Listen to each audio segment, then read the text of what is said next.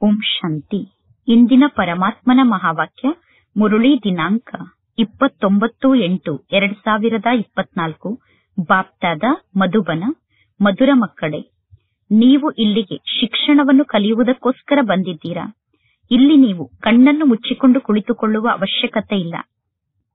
ಕಣ್ಣನ್ನು ಮುಚ್ಚಿಕೊಂಡು ಎಂದು ಶಿಕ್ಷಣವನ್ನು ಕಲಿಯುವುದಿಲ್ಲ. ಇಂದಿನ ಪ್ರಶ್ನೆಯಾಗಿದೆ, ಭಕ್ತಿ ಮಾರ್ಗದ ಯಾವೊಂದು ಅಭ್ಯಾಸ ಭಕ್ತರಲ್ಲಿ ಇರುತ್ತದೆ, ಈಗ ಆ ಅಭ್ಯಾಸ ಮಕ್ಕಳಲ್ಲಿ ಇರಬಾರದು? ಉತ್ತರ, ಭಕ್ತಿ ಮಾರ್ಗದಲ್ಲಿ ಯಾವುದಾದರೂ ದೇವತೆಯ ಮೂರ್ತಿಯ ಸಮ್ಮುಖಕ್ಕೆ ಹೋಗಿ ಏನನ್ನಾದರೂ ಭಕ್ತರು ಬೇಡುತ್ತಿರುತ್ತಾರೆ. ಭಕ್ತರಿಗೆ ಬೇಡುವಂತಹ ಅಭ್ಯಾಸ ಆಗಿಬಿಟ್ಟಿದೆ. ಲಕ್ಷ್ಮಿಯ ಸಮ್ಮುಖಕ್ಕೆ ಹೋದರೆ ಧನ ಸಂಪತ್ತನ್ನು ಬೇಡುತ್ತಾರೆ, ಆದರೆ ಲಕ್ಷ್ಮಿಯ ಮೂಲಕ ಅವರಿಗೆ ಯಾವ ಪ್ರಾಪ್ತಿಯೂ ಸಿಗುವುದಿಲ್ಲ. ಈಗ ಮಕ್ಕಳಿಗೆ ಈ ರೀತಿ ಬೇಡುವಂತಹ ಅಭ್ಯಾಸ ಇಲ್ಲ. ನೀವು ಪರಮಾತ್ಮ ತಂದೆಯ ಆಸ್ತಿಗೆ ಅಧಿಕಾರಿಗಳಾಗಿದ್ದೀರಾ.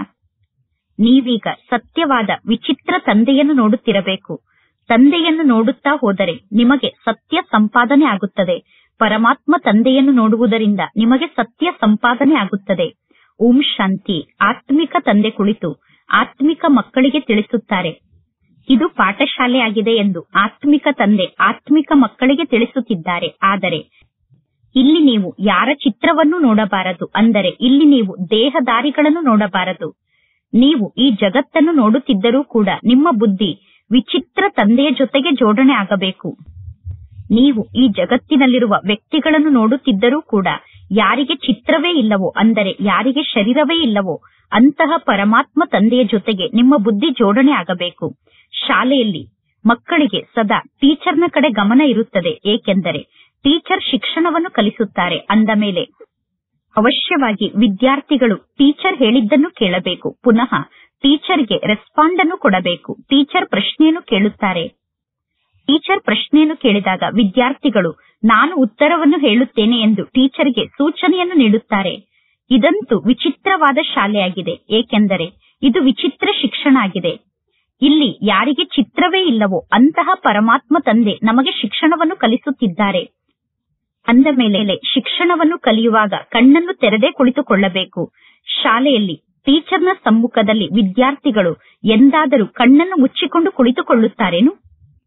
ಭಕ್ತಿ ಮಾರ್ಗದಲ್ಲಿ ಭಕ್ತರಿಗೆ ಕಣ್ಣನ್ನು ಮುಚ್ಚಿಕೊಂಡು ಮಾಲೆಯನ್ನು ಜಪ ಮಾಡುವಂತಹ ಅಭ್ಯಾಸ ಆಗಿಬಿಟ್ಟಿದೆ.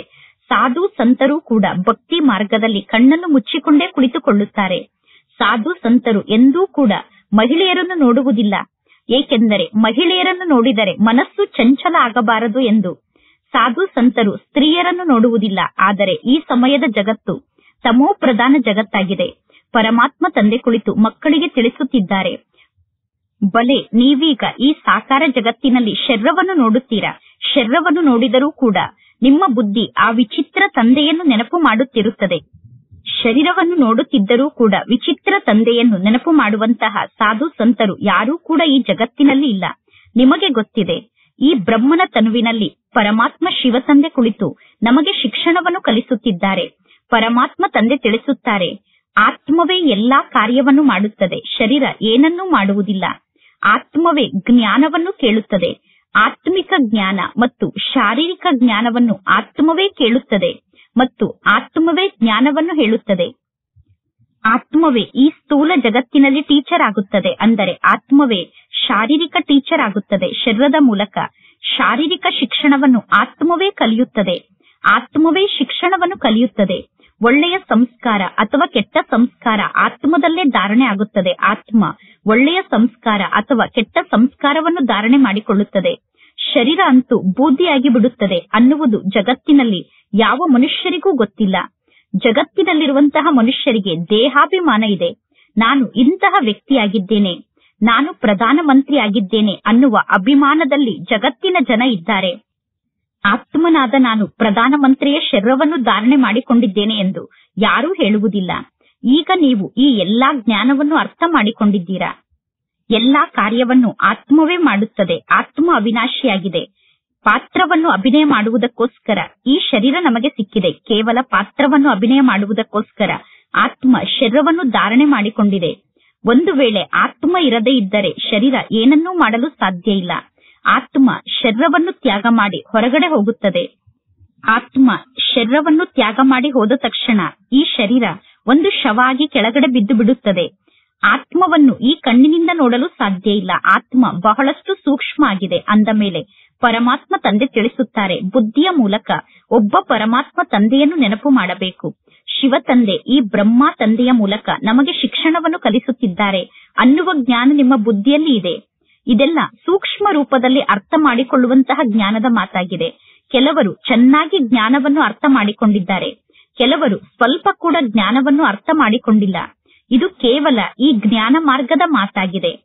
ಪರಮಾತ್ಮ ತಂದೆ ಅಂದರೆ ಭಗವಂತ ಆಗಿದ್ದಾರೆ.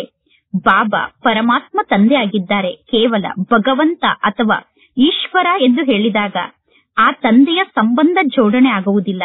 ಈ ಸಮಯದಲ್ಲಿ ಎಲ್ಲರೂ ಕಲ್ಲು ಬುದ್ಧಿಯವರಾಗಿದ್ದಾರೆ. ಏಕೆಂದರೆ ರಚಯಿತ ಆದಂತಹ ಪರಮಾತ್ಮ ತಂದೆಯ ಬಗ್ಗೆ ಯಾರಿಗೂ ಗೊತ್ತಿಲ್ಲ ಮತ್ತು ರಚನೆಯ ಆದಿ ಮಧ್ಯ ಅಂತ್ಯದ ಬಗ್ಗೆ ಯಾರಿಗೂ ಗೊತ್ತಿಲ್ಲ. ಪ್ರಪಂಚದ ಇತಿಹಾಸ ಭೂಗೋಳ ಪುನರಾವರ್ತನೆ ಆಗುತ್ತದೆ. ಈಗ ಇದು ಸಂಗಮ ಯುಗ ಆಗಿದೆ. ಈ ಸಂಗಮ ಯುಗದ ಬಗ್ಗೆ ಯಾರಿಗೂ ಗೊತ್ತಿಲ್ಲ. ಈಗ ನಿಮಗೆ ಗೊತ್ತಿದೆ. ಈಗ ನೀವು ಸಂಗಮ ಯುಗದ ಬಗ್ಗೆ ಅರ್ಥ ಮಾಡಿಕೊಂಡಿದ್ದೀರಾ. ಮೊದಲು ನಿಮಗೂ ಕೂಡ ಸಂಗಮ ಯುಗದ ಬಗ್ಗೆ ಗೊತ್ತಿರಲಿಲ್ಲ. ಪರಮಾತ್ಮ ತಂದೆ ಇಲ್ಲಿ ಜ್ಞಾನದ ಮೂಲಕ ನಿಮ್ಮ ಶೃಂಗಾರವನ್ನು ಮಾಡುತ್ತಾರೆ. ಇಲ್ಲಿಂದ ನೀವು ಹೊರಗಡೆ ಹೋಗುತ್ತೀರಾ. ಹೊರಗಡೆ ಹೋದ ತಕ್ಷಣ ಮಾಯೆಯ ಧೂಳಿನಲ್ಲಿ ಹೊರಳಾಡಿ ಜ್ಞಾನದ ಶೃಂಗಾರವನ್ನು ಕೆಡಿಸಿಕೊಂಡು ಬಿಡುತ್ತೀರಾ. ಪರಮಾತ್ಮ ತಂದೆ ಶೃಂಗಾರವನ್ನು ಮಾಡುತ್ತಾರೆ. ಆದರೆ ನೀವು ಸ್ವಯಂನ ಪುರುಷಾರ್ಥವನ್ನು ಮಾಡಬೇಕು. ಕೆಲವು ಮಕ್ಕಳು ಬಾಯಿಂದ ಎಂತಹ ಶಬ್ದವನ್ನು ಮಾತನಾಡುತ್ತಾರೆ ಅಂದರೆ, ಕಾಡಿನ ಜನ ಎಂತಹ ಶಬ್ದವನ್ನು ಮಾತನಾಡುತ್ತಾರೋ ಅಷ್ಟು ಕಠೋರವಾದ ಶಬ್ದವನ್ನು ಕೆಲವು ಮಕ್ಕಳು ತಮ್ಮ ಬಾಯಿಂದ ಮಾತನಾಡುತ್ತಾರೆ. ಆ ಮಕ್ಕಳ ಶಬ್ದ ಹೇಗಿರುತ್ತದೆ ಅಂದರೆ, ಜ್ಞಾನದ ಮೂಲಕ ಅವರ ಶೃಂಗಾರವೇ ಆಗಿಲ್ಲ ಅನ್ನುವಂತಹ ಶಬ್ದವನ್ನು ಅವರು ಮಾತನಾಡುತ್ತಿರುತ್ತಾರೆ. ಪರಮಾತ್ಮ ತಂದೆ ಜ್ಞಾನದ ಮೂಲಕ ನನ್ನ ಶೃಂಗಾರವನ್ನು ಮಾಡಿದ್ದಾರೆ ಅನ್ನುವ ಎಲ್ಲಾ ಮಾತನ್ನು ಅವರು ಮರೆತು ಬಿಡುತ್ತಾರೆ. ಯಾರು ಕ್ಲಾಸ್ನಲ್ಲಿ ಲಾಸ್ಟ್ ನಂಬರ್ನಲ್ಲಿ ಕುಳಿತಂತಹ ವಿದ್ಯಾರ್ಥಿಯಾಗಿದ್ದಾರೋ, ಯಾವ ವಿದ್ಯಾರ್ಥಿಗಳು ಹಿಂದೆ ಕುಳಿತಿರುತ್ತಾರೋ ಅವರಿಗೆ ಶಿಕ್ಷಣದ ಜೊತೆಗೆ ಮನಸ್ಸು ಜೋಡಣೆ ಆಗುವುದಿಲ್ಲ. ಹಿಂದೆ ಕುಳಿತಂತಹ ವಿದ್ಯಾರ್ಥಿಗಳಿಗೆ ಶಿಕ್ಷಣವನ್ನು ಕಲಿಯುವ ಮಾತಿನಲ್ಲಿ ಆಸಕ್ತಿ ಇರುವುದಿಲ್ಲ. ಇನ್ನು ಅವರು ಫ್ಯಾಕ್ಟರಿ ಮುಂತಾದ ಕಡೆ ಕೆಲಸವನ್ನು ಮಾಡಿ ಶ್ರೀಮಂತರಾಗಿ ಬಿಡುತ್ತಾರೆ. ಅವರು ಏನನ್ನೂ ಓದಿರುವುದಿಲ್ಲ, ಆದರೂ ಕೂಡ ಶ್ರೀಮಂತರಾಗಿ ಬಿಡುತ್ತಾರೆ. ಆದರೆ ಈ ಶಿಕ್ಷಣ ಬಹಳ ಶ್ರೇಷ್ಠ ಶಿಕ್ಷಣ ಆಗಿದೆ. ಇಲ್ಲಿ ನೀವು ಶಿಕ್ಷಣವನ್ನು ಕಲಿಯದೇ ಇದ್ದರೆ ಭವಿಷ್ಯದಲ್ಲಿ ನಿಮಗೆ ಪದವಿ ಸಿಗಲು ಸಾಧ್ಯ ಇಲ್ಲ. ನೀವೀಗ ಫ್ಯಾಕ್ಟರಿ ಮುಂತಾದ ಸ್ಥಾನದಲ್ಲಿ ಕುಳಿತು ಯಾವ ಕೆಲಸವನ್ನೂ ಮಾಡುವ ಅವಶ್ಯಕತೆ ಇಲ್ಲ. ನೀವೀಗ ಫ್ಯಾಕ್ಟರಿಯಲ್ಲಿ ಕೆಲಸವನ್ನು ಮಾಡಿ ಶ್ರೀಮಂತರಾಗುವ ಅವಶ್ಯಕತೆ ಇಲ್ಲ, ಧನವಂತರಾಗುವ ಅವಶ್ಯಕತೆ ಇಲ್ಲ. ಏಕೆಂದರೆ ಎಲ್ಲವೂ ಈಗ ಸಮಾಪ್ತಿಯಾಗುತ್ತದೆ. ಕೇವಲ ಈ ಅವಿನಾಶಿ ಸಂಪಾದನೆ ಮಾತ್ರ ನಿಮ್ಮ ಜೊತೆಗೆ ಬರುತ್ತದೆ. ನಿಮಗೆ ಗೊತ್ತಿದೆ, ಮನುಷ್ಯರು ಸತ್ತಾಗ ಅವರು ಖಾಲಿ ಕೈಯಲ್ಲೇ ಹೋಗುತ್ತಾರೆ. ಮನುಷ್ಯರು ಸತ್ತಾಗ ಅವರು ಜೊತೆಗೆ ಏನನ್ನೂ ತೆಗೆದುಕೊಂಡು ಹೋಗುವುದಿಲ್ಲ. ಮಕ್ಕಳಾದ ನೀವು ಕೈಯನ್ನು ತುಂಬಿಕೊಂಡು ಹೋಗುತ್ತೀರಾ. ಈ ಸಂಪಾದನೆಗೆ ಸತ್ಯ ಸಂಪಾದನೆ ಎಂದು ಕರೆಯಲಾಗುತ್ತದೆ. 21 ಜನ್ಮಕ್ಕೋಸ್ಕರ ನೀವೀಗ ಸತ್ಯ ಸಂಪಾದನೆಯನ್ನು ಮಾಡಿಕೊಳ್ಳುತ್ತೀರಾ. ಬೇಹದ್ದಿನ ತಂದೆ ಬಂದು ಸತ್ಯ ಸಂಪಾದನೆಯನ್ನು ಮಾಡಿಸುತ್ತಾರೆ. ಇಲ್ಲಿ ಮಕ್ಕಳಾದ ನೀವು ಈ ಬ್ರಹ್ಮ ತಂದೆಯ ಚಿತ್ರವನ್ನು ನೋಡುತ್ತೀರಾ. ಬ್ರಹ್ಮ ತಂದೆಯ ಚಿತ್ರವನ್ನು ನೋಡುತ್ತಿದ್ದರೂ ಕೂಡ ವಿಚಿತ್ರ ತಂದೆಯಾದಂತಹ ಶಿವ ತಂದೆಯನ್ನು ನೀವು ನೆನಪು ಮಾಡುತ್ತೀರಾ. ಏಕೆಂದರೆ ನೀವು ಆತ್ಮ ಆಗಿದ್ದೀರಾ. ಆತ್ಮರಾದ ನೀವು ನಿಮ್ಮ ತಂದೆಯಾದ ಪರಮಾತ್ಮ ತಂದೆಯನ್ನೇ ನೋಡುತ್ತೀರಾ. ಪರಮಾತ್ಮ ತಂದೆ ಆತ್ಮಕ್ಕೆ ಶಿಕ್ಷಣವನ್ನು ಕಲಿಸುತ್ತಿದ್ದಾರೆ. ಆತ್ಮ ತಂದೆಯ ಮೂಲಕ ಶಿಕ್ಷಣವನ್ನು ಕಲಿಯುತ್ತಿದೆ. ಇಲ್ಲಿ ನೀವು ಆತ್ಮವನ್ನು ನೋಡುವುದಿಲ್ಲ, ಪರಮಾತ್ಮ ತಂದೆಯನ್ನೂ ಕೂಡ ನೋಡುವುದಿಲ್ಲ. ಆದರೆ ಇಲ್ಲಿ ನೀವು ಆತ್ಮ ಮತ್ತು ಪರಮಾತ್ಮ ತಂದೆಯ ಬಗ್ಗೆ ಬುದ್ಧಿಯಿಂದ ಅರ್ಥ ಮಾಡಿಕೊಂಡಿದ್ದೀರಾ. ಆತ್ಮನಾದ ನಾನು ಅವಿನಾಶಿ ಆತ್ಮ ಆಗಿದ್ದೇನೆ. ಈ ಶರೀರ ವಿನಾಶಿ ಶರೀರ ಆಗಿದೆ. ಇಲ್ಲಿ ಪರಮಾತ್ಮ ತಂದೆ ಬಲೆ ಸಮ್ಮುಖದಲ್ಲಿ ಕುಳಿತಿರುವಂತಹ ಮಕ್ಕಳನ್ನು ನೋಡುತ್ತಾರೆ.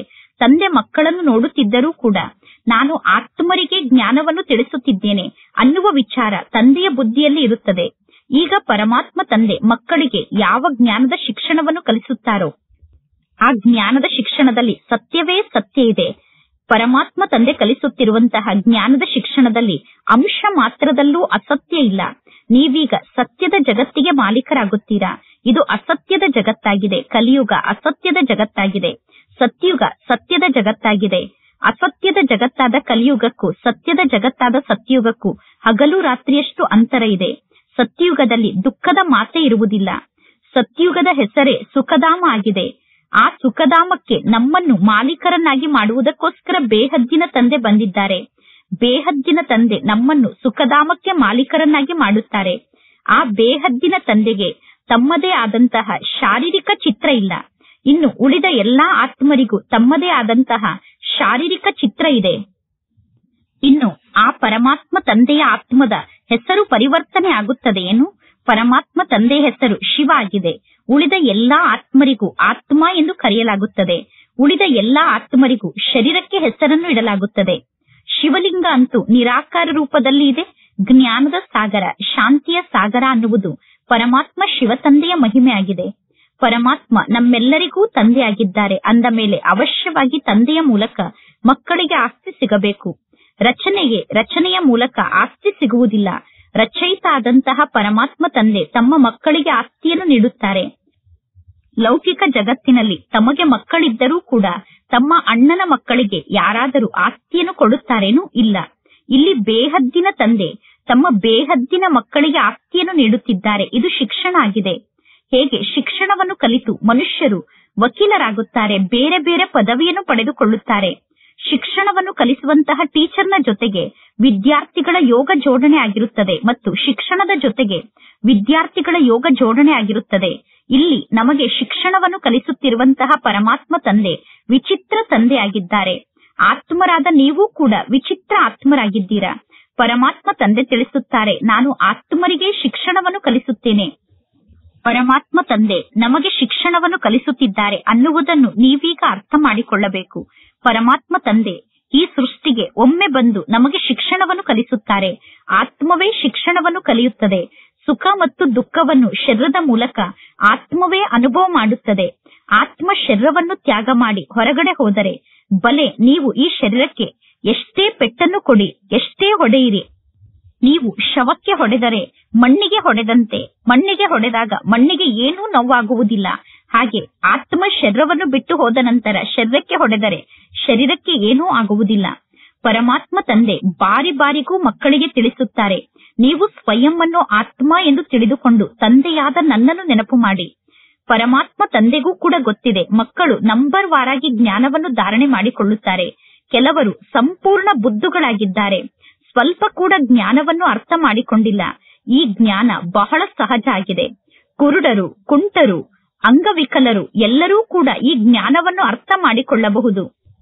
ಏಕೆಂದರೆ ಇಲ್ಲಿ ಆತ್ಮಕ್ಕೆ ಪರಮಾತ್ಮ ತಂದೆ ಜ್ಞಾನವನ್ನು ತಿಳಿಸುತ್ತಾರೆ. ಆತ್ಮ ಎಂದು ಕುಂಟ ಆಗುವುದಿಲ್ಲ, ಆತ್ಮ ಕುರುಡ ಆಗುವುದಿಲ್ಲ, ಆತ್ಮ ಅಂಗವಿಕಲ ಆಗುವುದಿಲ್ಲ. ಶರೀರ ಕುಂಟ ಆಗುತ್ತದೆ, ಕುರುಡ ಆಗುತ್ತದೆ, ಶರೀರ ಅಂಗವಿಕಲ ಆಗುತ್ತದೆ. ಪರಮಾತ್ಮ ತಂದೆ ಎಷ್ಟು ಚೆನ್ನಾಗಿ ಜ್ಞಾನವನ್ನು ತಿಳಿಸುತ್ತಾರೆ. ಆದರೆ ಭಕ್ತಿ ಮಾರ್ಗದಲ್ಲಿ ಕಣ್ಣನ್ನು ಮುಚ್ಚಿಕೊಂಡು ಕುಳಿತುಕೊಳ್ಳುವಂತಹ ಅಭ್ಯಾಸ ಆಗಿಬಿಟ್ಟಿದೆ. ಆದ್ದರಿಂದ ಮಕ್ಕಳು ಇಲ್ಲೂ ಕೂಡ ಯೋಗದಲ್ಲಿ ಕಣ್ಣನ್ನು ಮುಚ್ಚಿಕೊಂಡು ಕುಳಿತುಕೊಳ್ಳುತ್ತಾರೆ. ಯಾರು ಕಣ್ಣನ್ನು ಮುಚ್ಚಿಕೊಂಡು ಕುಳಿತುಕೊಳ್ಳುತ್ತಾರೋ ಅವರು ಮನ್ಮಥದಂತೆ ನಡೆಯುವಂತವರಾಗಿದ್ದಾರೆ. ಯಾರು ಕಣ್ಣನ್ನು ಮುಚ್ಚಿಕೊಂಡು ಯೋಗದಲ್ಲಿ ಕುಳಿತುಕೊಳ್ಳುತ್ತಾರೋ ಅವರು ತಮ್ಮ ಮತವನ್ನು ನಡೆಸುವಂತವರಾಗಿದ್ದಾರೆ. ಪರಮಾತ್ಮ ತಂದೆ ತಿಳಿಸುತ್ತಾರೆ, ಯೋಗದಲ್ಲಿ ಕಣ್ಣನ್ನು ಮುಚ್ಚಿಕೊಂಡು ಕುಳಿತುಕೊಳ್ಳಬೇಡಿ. ಸಮ್ಮುಖದಲ್ಲಿ ನೋಡುತ್ತಿದ್ದರೂ ಕೂಡ ನೀವು ಬುದ್ಧಿಯ ಮೂಲಕ ಪರಮಾತ್ಮ ತಂದೆಯನ್ನು ನೆನಪು ಮಾಡಿ. ನೀವು ನಿಮ್ಮ ಸಮ್ಮುಖದಲ್ಲಿ ಎಲ್ಲವನ್ನೂ ನೋಡುತ್ತಿದ್ದರೂ ಕೂಡ ಬುದ್ಧಿಯ ಮೂಲಕ ಒಬ್ಬ ತಂದೆಯನ್ನು ನೆನಪು ಮಾಡಿ. ಆಗ ನಿಮ್ಮ ವಿಕರ್ಮ ವಿನಾಶ ಆಗುತ್ತದೆ. ಯೋಗವನ್ನು ಮಾಡುವುದು ಎಷ್ಟು ಸಹಜ ಆಗಿದೆ. ಆದರೂ ಪುನಃ ಮಕ್ಕಳು ಪರಮಾತ್ಮ ತಂದೆಗೆ ಹೇಳುತ್ತಾರೆ, ಬಾಬಾ ನಾವು ನಿಮ್ಮನ್ನು ನೆನಪು ಮಾಡಲು ಸಾಧ್ಯ ಆಗುತ್ತಿಲ್ಲ ಎಂದು.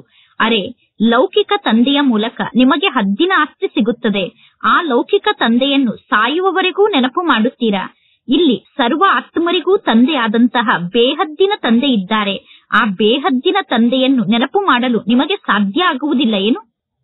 ಯಾವ ಪರಮಾತ್ಮ ತಂದೆಗೆ ಓ ಪರಮಾತ್ಮ ತಂದೆ ನನಗೆ ಮಾರ್ಗದರ್ಶನವನ್ನು ನೀಡಿ ಎಂದು ಕೂಗಿ ಕರೆಯುತ್ತೀರೋ ಆ ಪರಮಾತ್ಮ ತಂದೆಯನ್ನು ನೀವೇಕೆ ಮರೆಯುತ್ತೀರಾ? ಪರಮಾತ್ಮ ತಂದೆಯ ನೆನಪು ಮರೆತು ಹೋಗುತ್ತದೆ ಎಂದು ಹೇಳುವುದೂ ಕೂಡ ತಪ್ಪು ಶಬ್ದ ಆಗಿದೆ.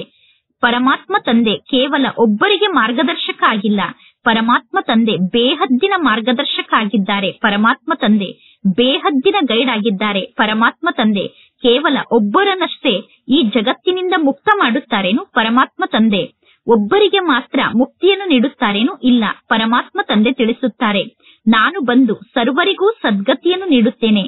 ನಾನು ಬಂದಿರುವುದೇ ಎಲ್ಲರನ್ನೂ ಶಾಂತಿಧಾಮಕ್ಕೆ ಕಳಿಸುವುದಕ್ಕೋಸ್ಕರ. ನೀವು ನಮಗೆ ಸದ್ಗತಿಯನ್ನು ನೀಡಿ ಅಥವಾ ಮುಕ್ತಿಯನ್ನು ನೀಡಿ ಎಂದು ಬೇಡುವ ಅವಶ್ಯಕತೆ ಇಲ್ಲ. ಪರಮಾತ್ಮ ತಂದೆ ಬೇಹದ್ದಿನ ತಂದೆಯಾಗಿದ್ದಾರೆ. ಜಗತ್ತಿನ ಜನ ಹದ್ದಿನಲ್ಲಿ ಬಂದು ನನಗೆ ಅದನ್ನು ನೀಡಿ ಇದನ್ನು ನೀಡಿ ಎಂದು ಪರಮಾತ್ಮ ತಂದೆಯನ್ನು ಬೇಡುತ್ತಿರುತ್ತಾರೆ. ಹೇ ಪರಮಾತ್ಮ ತಂದೆ, ನನಗೆ ಸುಖವನ್ನು ನೀಡಿ ನನ್ನ ದುಃಖವನ್ನು ಸಮಾಪ್ತಿ ಮಾಡಿ. ನಾನು ಪಾಪಿಯಾಗಿದ್ದೇನೆ, ನೀಚ ಆಗಿದ್ದೇನೆ, ನೀವು ಬಂದು ನನ್ನ ಮೇಲೆ ದಯೆಯನ್ನು ತೋರಿಸಿ ಎಂದು ಜಗತ್ತಿನ ಜನ ಪರಮಾತ್ಮ ತಂದೆಯನ್ನು ಬೇಡುತ್ತಾರೆ. ಪರಮಾತ್ಮ ತಂದೆ ತಿಳಿಸುತ್ತಾರೆ, ಈ ಬೇಹದ್ದಿನ ಹಳೆಯ ಸೃಷ್ಟಿಯನ್ನು ಹೊಸ ಸೃಷ್ಟಿಯನ್ನಾಗಿ ಮಾಡಲು ನಾನು ಬಂದಿದ್ದೇನೆ. ಹೊಸ ಸೃಷ್ಟಿಯಲ್ಲಿ ದೇವತೆಗಳೇ ನಿವಾಸವನ್ನು ಮಾಡುತ್ತಾರೆ. ಪ್ರತಿ 5,000 ವರ್ಷದ ನಂತರ ನಾನು ಈ ಸೃಷ್ಟಿಗೆ ಬರುತ್ತೇನೆ. ಯಾವಾಗ ನೀವು ಸಂಪೂರ್ಣ ಪತಿತರಾಗುತ್ತೀರೋ ಆಗ ನಾನು ಈ ಸೃಷ್ಟಿಗೆ ಬರುತ್ತೇನೆ. ಈ ಕಲಿಯುಗದಲ್ಲಿ ಇರುವಂತವರು ಅಸುರಿ ಸಂಪ್ರದಾಯದವರಾಗಿದ್ದಾರೆ. ಸತ್ಯವನ್ನು ಹೇಳುವಂತಹ ಸದ್ಗುರು ಒಬ್ಬ ಪರಮಾತ್ಮ ತಂದೆ ಆಗಿದ್ದಾರೆ. ಪರಮಾತ್ಮ ತಂದೆ ತಂದೆ ಕೂಡ ಆಗಿದ್ದಾರೆ, ಶಿಕ್ಷಕ ಕೂಡ ಆಗಿದ್ದಾರೆ. ಪರಮಾತ್ಮ ತಂದೆ ಸದ್ಗುರು ಕೂಡ ಆಗಿದ್ದಾರೆ. ಪರಮಾತ್ಮ ತಂದೆ ತಿಳಿಸುತ್ತಾರೆ, ಮಾತೆಯರಾದ ನೀವೇ ಸ್ವರ್ಗದ ಬಾಗಿಲನ್ನು ತೆರೆಯುತ್ತೀರಾ. ಗೇಟ್ ವೇ ಟು ಹೆವನ್ ಎಂದು ಬರೆಯಲಾಗಿದೆ, ಸ್ವರ್ಗಕ್ಕೆ ಹೋಗುವಂತಹ ದ್ವಾರ ಎಂದು ಇಲ್ಲಿ ಬರೆಯಲಾಗಿದೆ. ಆದರೆ ಮನುಷ್ಯರಿಗೆ ಅದನ್ನು ಓದಿದರೂ ಕೂಡ ಏನೂ ಅರ್ಥ ಆಗುವುದಿಲ್ಲ. ಎಲ್ಲರೂ ನರಕದಲ್ಲಿ ಬಿದ್ದು ಬಿಟ್ಟಿದ್ದಾರೆ. ಆದ್ದರಿಂದ ಎಲ್ಲರೂ ಪರಮಾತ್ಮ ತಂದೆಯನ್ನು ಕೂಗಿ ಕರೆಯುತ್ತಾರೆ. ಈಗ ಪರಮಾತ್ಮ ತಂದೆ ಸ್ವರ್ಗಕ್ಕೆ ಹೋಗುವಂತಹ ಮಾರ್ಗವನ್ನು ನಮಗೆ ತೋರಿಸುತ್ತಿದ್ದಾರೆ. ಪರಮಾತ್ಮ ತಂದೆ ಸ್ವರ್ಗಕ್ಕೆ ಹೋಗುವ ಮಾರ್ಗದ ಬಗ್ಗೆ ನಮಗೆ ಜ್ಞಾನವನ್ನು ತಿಳಿಸುತ್ತಿದ್ದಾರೆ. ಪರಮಾತ್ಮ ತಂದೆ ತಿಳಿಸುತ್ತಾರೆ, ನಾನು ಬರುವುದೇ ಪತಿತರನ್ನು ಪಾವನರನ್ನಾಗಿ ಮಾಡುವುದಕ್ಕೋಸ್ಕರ. ಎಲ್ಲರನ್ನೂ ವಾಪಸ್ ಮನೆಗೆ ಕರೆದುಕೊಂಡು ಹೋಗಲು ನಾನು ಬರುತ್ತೇನೆ. ಈಗ ನೀವು ಸ್ವಯಂವನ್ನು ಆತ್ಮ ಎಂದು ತಿಳಿದುಕೊಂಡು ತಂದೆಯಾದ ನನ್ನನ್ನು ನೆನಪು ಮಾಡಿ. ಆಗ ನಿಮ್ಮ ಪಾಪ ನಾಶ ಆಗುತ್ತದೆ. ಎಲ್ಲರಿಗೂ ಒಂದೇ ಒಂದು ಮಾತನ್ನು ತಿಳಿಸಿ. ಪರಮಾತ್ಮ ತಂದೆ ತಿಳಿಸುತ್ತಾರೆ, ಮಾಯೆಯ ಮೇಲೆ ವಿಜಯವನ್ನು ಪಡೆದುಕೊಳ್ಳಿ, ಆಗ ನೀವು ಜಗಜ್ಜೀತರಾಗುತ್ತೀರಾ. ಪರಮಾತ್ಮ ತಂದೆಯಾದ ನಾನು ನಿಮ್ಮೆಲ್ಲರಿಗೂ ಜಗತ್ತಿಗೆ ಮಾಲೀಕರಾಗುವಂತಹ ಮಾರ್ಗದ ಬಗ್ಗೆ ತಿಳಿಸುತ್ತೇನೆ. ಪುನಃ ದೀಪಾವಳಿಯ ಸಮಯದಲ್ಲಿ ಲಕ್ಷ್ಮಿಯ ಪೂಜೆಯನ್ನು ಮಾಡುತ್ತಾರೆ. ಲಕ್ಷ್ಮಿಯ ಸಮ್ಮುಖದಲ್ಲಿ ಕುಳಿತು ಧನ ಸಂಪತ್ತನ್ನು ಬೇಡುತ್ತಾರೆ.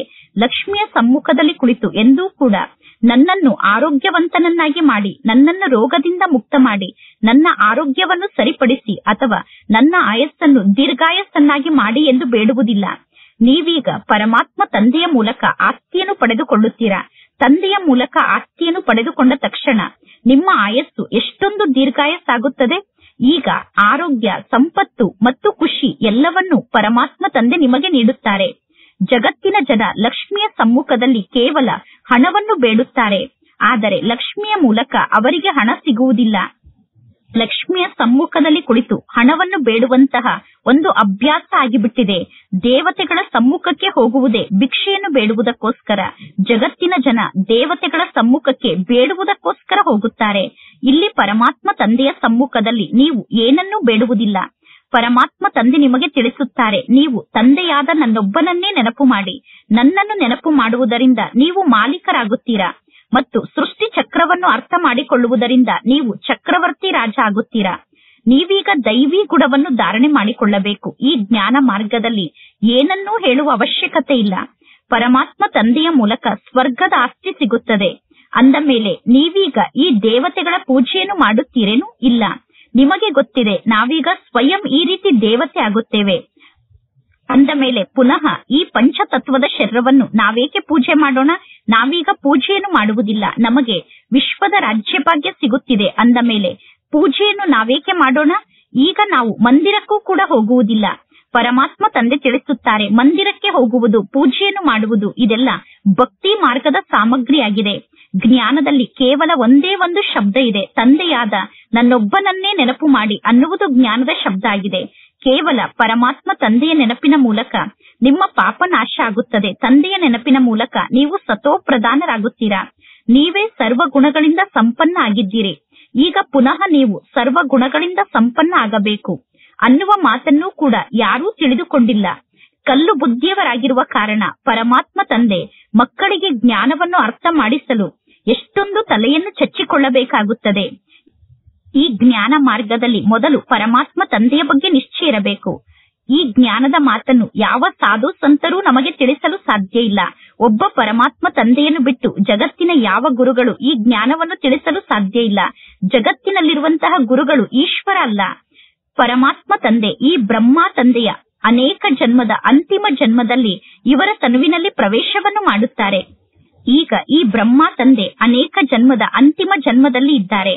ಪರಮಾತ್ಮ ತಂದೆ ಯಾರ ತನುವಿನಲ್ಲಿ ಪ್ರವೇಶವನ್ನು ಮಾಡುತ್ತಾರೆ ಅಂದರೆ ಯಾರು ಸಂಪೂರ್ಣ 84 ಜನ್ಮವನ್ನು ಪಡೆದುಕೊಂಡಿದ್ದಾರೋ, ಯಾರು ಹಳ್ಳಿಯ ಹುಡುಗ ಆಗಿದ್ದರೋ, ನಂತರ ಯಾರು ಶ್ಯಾಮ ಸುಂದರ ಆಗುತ್ತಾರೋ ಅವರ ತನುವಿನಲ್ಲಿ ಪರಮಾತ್ಮ ತಂದೆ ಪ್ರವೇಶವನ್ನು ಮಾಡುತ್ತಾರೆ. ಮೊದಲು ಈ ಬ್ರಹ್ಮ ತಂದೆ ಸಂಪೂರ್ಣ ಹಳ್ಳಿಯ ಹುಡುಗ ಆಗಿದ್ದರು. ನಂತರ ಯಾವಾಗ ಬ್ರಹ್ಮ ತಂದೆಯ ಜೀವನ ಸ್ವಲ್ಪ ಸಾಧಾರಣ ಜೀವನ ಆಯಿತೋ ಆಗ ಪರಮಾತ್ಮ ತಂದೆ ಬ್ರಹ್ಮನ ತನುವಿನಲ್ಲಿ ಪ್ರವೇಶವನ್ನು ಮಾಡಿದರು. ಏಕೆಂದರೆ ಇಷ್ಟು ದೊಡ್ಡ ಬಟ್ಟಿಯನ್ನು ನಿರ್ಮಾಣ ಮಾಡಬೇಕಿತ್ತು. ಅಂದ ಮೇಲೆ ಬಟ್ಟಿಯಲ್ಲಿರುವಂತಹ ಎಲ್ಲಾ ಮಕ್ಕಳಿಗೂ ಯಾರು ಜ್ಞಾನದ ಶಿಕ್ಷಣವನ್ನು ಕಲಿಸುತ್ತಾರೆ, ಈ ಎಲ್ಲಾ ಮಕ್ಕಳಿಗೂ ಎಲ್ಲಾ ಪ್ರಕಾರದ ಶಿಕ್ಷಣವನ್ನು ಕಲಿಸಲು ಅವಶ್ಯವಾಗಿ ಸಾಧಾರಣವಾದಂತಹ ವ್ಯಕ್ತಿಯೇ ಬೇಕು. ಆದ್ದರಿಂದ ಸಾಧಾರಣ ರೂಪದಲ್ಲಿರುವಂತಹ ಬ್ರಹ್ಮನ ತನುವಿನಲ್ಲಿ ಪರಮಾತ್ಮ ತಂದೆ ಪ್ರವೇಶವನ್ನು ಮಾಡುತ್ತಾರೆ. ಇದೆಲ್ಲ ಅರ್ಥ ಮಾಡಿಕೊಳ್ಳುವಂತಹ ಜ್ಞಾನದ ಮಾತಾಗಿದೆ. ಪರಮಾತ್ಮ ತಂದೆ ಸ್ವಯಂ ಹೇಳುತ್ತಾರೆ, ಈ ಬ್ರಹ್ಮ ತಂದೆಯ ಅನೇಕ ಜನ್ಮದ ಅಂತಿಮ ಜನ್ಮದಲ್ಲಿ ನಾನು ಬ್ರಹ್ಮನ ತನುವಿನಲ್ಲಿ ಪ್ರವೇಶವನ್ನು ಮಾಡುತ್ತೇನೆ. ಈ ಬ್ರಹ್ಮ ತಂದೆ ಎಲ್ಲರಿಗಿಂತ ಜಾಸ್ತಿ ಪತಿತ ಆಗಿದ್ದಾರೆ. ನಂತರ ಇವರೇ ಎಲ್ಲರಿಗಿಂತ ಜಾಸ್ತಿ ಪಾವನ ಆಗುತ್ತಾರೆ.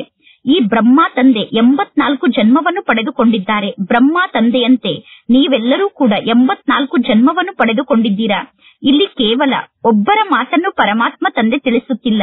ಇಲ್ಲಿ ಕೇವಲ ಬ್ರಹ್ಮ ತಂದೆ ಒಬ್ಬರೇ 84 ಜನ್ಮವನ್ನು ಪಡೆದುಕೊಳ್ಳುವುದಿಲ್ಲ. ಅನೇಕರು 84 ಜನ್ಮವನ್ನು ಪಡೆದುಕೊಳ್ಳುತ್ತೀರಾ.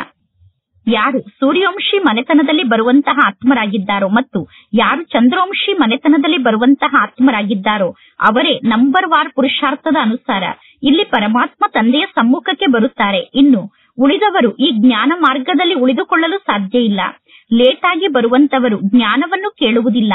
ಯಾರು ಲೇಟಾಗಿ ಬರುತ್ತಾರೋ ಅವರು ಜ್ಞಾನವನ್ನು ಪಡೆದುಕೊಳ್ಳುವುದಿಲ್ಲ. ಅಂತವರು ಈ ಸೃಷ್ಟಿ ನಾಟಕದಲ್ಲೂ ಕೂಡ ಲೇಟಾಗಿ ಪಾತ್ರವನ್ನು ಅಭಿನಯ ಮಾಡಲು ಬರುತ್ತಾರೆ. ಒಳ್ಳೆಯದು. ಮಧುರಾತಿ ಮಧುರ ಅಗಲಿ ಹೋಗಿ ಮರಳಿ ಸಿಕ್ಕಿರುವ ಮಕ್ಕಳ ಪ್ರತಿ ಮಾತ್ಪಿತಾ ಬಾಪ್ತಾದರವರ ನೆನಪು, ಪ್ರೀತಿ ಹಾಗೂ ಸುಪ್ರಭಾತ. ಆತ್ಮಿಕ ಮಕ್ಕಳಿಗೆ ಆತ್ಮಿಕ ತಂದೆಯ ನಮಸ್ತೆ. ಆತ್ಮಿಕ ತಂದೆಗೆ ಆತ್ಮಿಕ ಮಕ್ಕಳ ನೆನಪು, ಪ್ರೀತಿ ಹಾಗೂ ನಮಸ್ತೆ ನಮಸ್ತೆ ನಮಸ್ತೆ.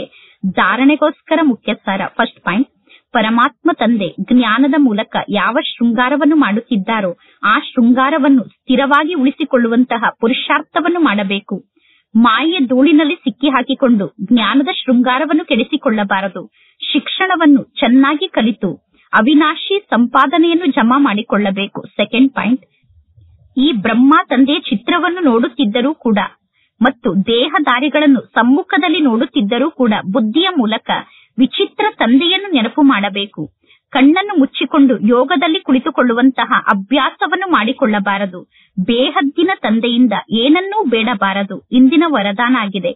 ಸಮಯದ ಮಹತ್ವವನ್ನು ಅರ್ಥ ಮಾಡಿಕೊಂಡು ಫಾಸ್ಟ್ ಆಗಿ ಹೋಗಿ ಫಸ್ಟ್ ನಂಬರ್ನಲ್ಲಿ ಬರುವಂತಹ ತೀವ್ರ ಗತಿಯಿಂದ ಪುರುಷಾರ್ಥವನ್ನು ಮಾಡುವಂತಹ ಆತ್ಮರಾಗಿ ಅವ್ಯಕ್ತ ಪಾತ್ರವನ್ನು ಪರಮಾತ್ಮ ತಂದೆ ಅಭಿನಯ ಮಾಡುವಾಗ ಬಂದಂತಹ ಆತ್ಮರು ಲಾಸ್ಟ್ ನಲ್ಲಿ ಬಂದಿದ್ದರೂ ಕೂಡ ಫಸ್ಟ್ ನಂಬರ್ನಲ್ಲಿ ಬರುವಂತಹ ವರದಾನ ಅವರಿಗೆ ಪ್ರಾಪ್ತಿಯಾಗಿದೆ. ಅಂದರೆ ಲಾಸ್ಟ್ ನಲ್ಲಿ ಬಂದಿದ್ದರೂ ಕೂಡ ಫಾಸ್ಟ್ ಆಗಿ ಹೋಗಿ ಫಸ್ಟ್ ನಂಬರ್ನಲ್ಲಿ ಬರುವಂತಹ ವರದಾನ ಅವ್ಯಕ್ತ ಪಾಲನೆಯ ಪಾತ್ರದಲ್ಲಿ ಬಂದಂತಹ ಆತ್ಮರಿಗೆ ಪ್ರಾಪ್ತಿಯಾಗಿದೆ. ಅಂದ ಮೇಲೆ ಈ ಸಮಯದ ಮಹತ್ವವನ್ನು ಅರ್ಥ ಮಾಡಿಕೊಂಡು ಸಿಕ್ಕಿರುವ ವರದಾನವನ್ನು ಸ್ವರೂಪದಲ್ಲಿ ಧಾರಣೆ ಮಾಡಿಕೊಳ್ಳಿ. ಈ ಅವ್ಯಕ್ತ ಪಾಲನೆ ಸಹಜವಾಗಿ ನಮ್ಮನ್ನು ಶಕ್ತಿಶಾಲಿಯನ್ನಾಗಿ ಮಾಡುತ್ತದೆ. ಆದ್ದರಿಂದ ನೀವೀಗ ಎಷ್ಟು ಮುಂದೆ ಹೋಗಬೇಕು ಎಂದು ಬಯಸುತ್ತೀರೋ ಪುರುಷಾರ್ಥದಲ್ಲಿ ಅಷ್ಟು ಮುಂದೆ ಹೋಗಬಹುದು. ಬಾಪ್ತಾದ ಮತ್ತು ನಿಮಿತ್ತ ಆದಂತಹ ಆತ್ಮರು ನೀವು ಸದಾ ಹಾರಬೇಕು ಅನ್ನುವಂತಹ ಆಶೀರ್ವಾದವನ್ನು ಸರ್ವರಿಗೂ ನೀಡುತ್ತಿರುವ ಕಾರಣ ತೀವ್ರ ಗತಿಯಿಂದ ಪುರುಷಾರ್ಥದ ಭಾಗ್ಯವನ್ನು ಸಹಜ ರೂಪದಲ್ಲಿ ನೀವು ಪ್ರಾಪ್ತಿ ಮಾಡಿಕೊಂಡಿದ್ದೀರಾ. ತೀವ್ರ ಗತಿಯಿಂದ ಪುರುಷಾರ್ಥವನ್ನು ಮಾಡುವಂತಹ ಸಹಜ ಭಾಗ್ಯ ನಿಮಗೆ ಪ್ರಾಪ್ತಿಯಾಗಿದೆ. ಏಕೆಂದರೆ ಬಾಪ್ತಾದ ಮತ್ತು ನಿಮಿತ್ತ ಆದಂತಹ ಆತ್ಮರು ಹಾರುತ್ತಾ ನೀವು ಮುಂದೆ ಹೋಗಲಿ ಎಂದು ಆಶೀರ್ವಾದವನ್ನು ನೀಡಿದ್ದಾರೆ.